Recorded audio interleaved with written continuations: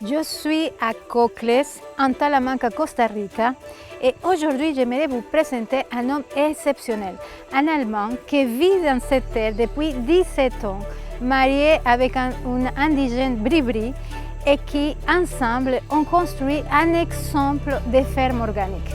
Venez, je vais vous le présenter.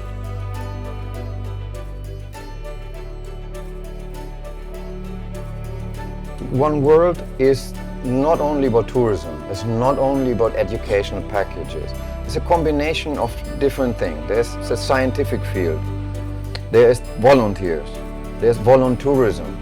Because of this constellation and all those different kind of people coming here for different purposes, I do think we do have some impact. We're just talking now about the volunteer or voluntourism component. In his case, he is a hardcore volunteer with really good skills. He knows how to use dangerous tools. He knows how to make a camp in the forest. And he is used to guide younger people who are here for this experience.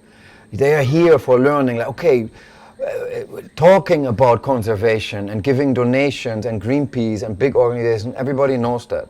But how about getting out of your world and getting into another real, this is a real world here. When we came here in the year 2000, we bought almost 40 hectares of land, and everything that you see into this direction was basically a cattle farm. That means we had pasture, we had it was overgrazed, it was a lot of erosion. When you take out of the rainforest the covering layer, then we have two problems: big sun that kills all the microorganisms, and then we have big rain that washes all the good soil away. So I had big problems to start with agriculture and become self-sustainable.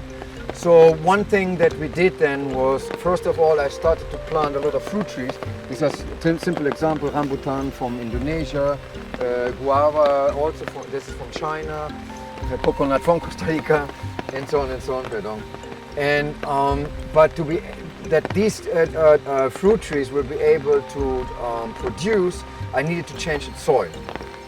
And I'm going to show you that over there, how we started to change the soil. What we did first was like find the right plants that can do pioneer work to reestablish the soil.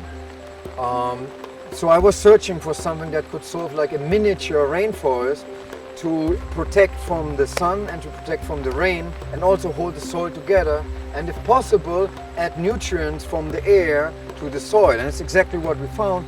This one is called manecillo in Spanish, it's peanut family, and you can see now the weed whacker had been over it, so it releases right now nitrogen back into the soil because it can't hold it in the root. But you see, this makes a web.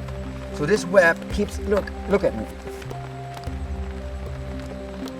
It keeps the soil together. It covers it, it keeps it humid. Microorganisms, even worms and so on, can live under it. This is a miniature rainforest. Yes. So these are some of the rainforests, some of the species that we implied on the big scale, because this was a cattle farm. Out of 34 hectares, half of it was a cattle farm with overgrazed by like more than 80 cows. So very difficult position to start. So now what we have here is our energy center. I talked about water circle, now we talk about energy circle. When I came, there was no electricity, there was no road, there was no internet, of course, no telephone signal. We had to develop everything from zero. So we were off grid. So when I built everything, I needed more power, electric power tools, and so on and so on. And this is a gasifier, we will call it, the real name is German Imbert system. It's a wood gasifier, you could call it, or syngas producer.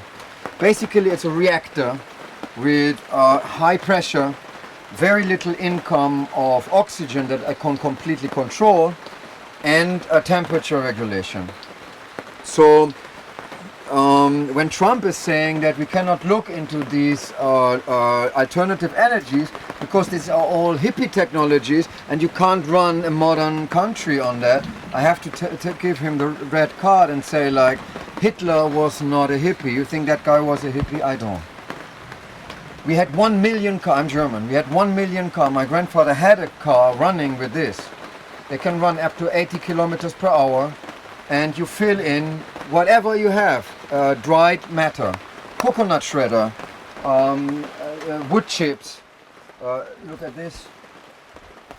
This is what you fill in. Oh wait, sorry. You see, this is wood, it is going through the carbonization. So basically, you put any kind of dry fiber into this thing. It will fall into this little stove inside, which is a reactor, and it will be heated under special pressure. So it produces a gas, similar to propane gas or butane gas. And you know, you can drive a car with that, and you could use it in generators. $4,500 I invested into this, and I can say bye-bye to the gasoline station. We had 1 million car running with that in Second World War. Japan, same story. We would have lost the World War a couple of years earlier because most of civil industry was based on this system. Now, my question is, why doesn't anybody talk about it anymore? Because you don't make money. Farmers will produce their own energy. You don't make money. Farmers will produce a lot of medicinal herbs, so the pharmaceutical companies will lose a lot of money. You know, this is where we are, this is the reality. One World is a permaculture farm of 38 hectares, where we show all kinds of alternative technologies such as I just explained. Now, the second part of our project is called Los Guardianes, which is a volunteer project for Los Guardianes, the Guardians, and B, it's a physical wildlife sanctuary of almost 600 hectares, 548 hectares so far.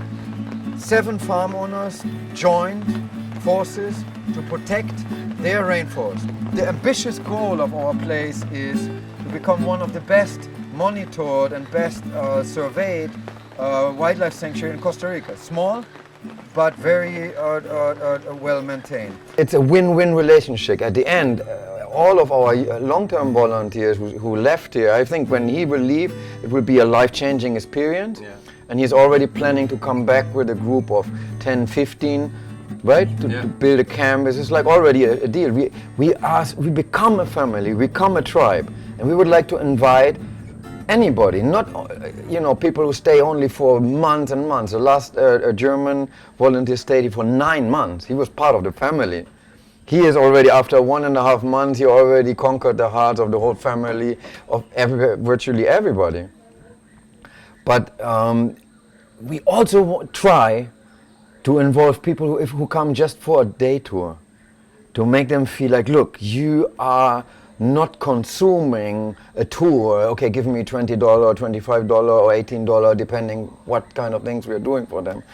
You're not in here only to consume something, you are invited to be part of something bigger, and that is become part of the tribe. We have to become a tribe, we have to do something for our earth.